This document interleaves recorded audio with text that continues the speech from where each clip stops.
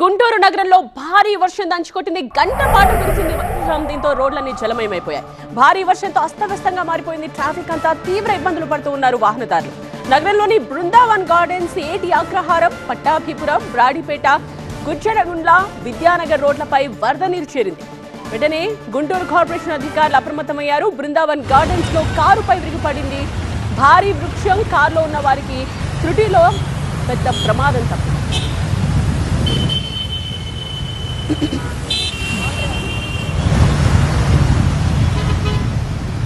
గంట పాటు దంచి కొట్టిన వర్షంతో గుంటూరులోని రోడ్లన్నీ ఎలా అయిపోయాయో మనం చూస్తూ ఉన్నాం. రోడ్లన్నీ జలమయమైపోయి కనిపిస్తూ ఉన్నాయి, చెరువులా తలపిస్తూ ఉన్నాయి.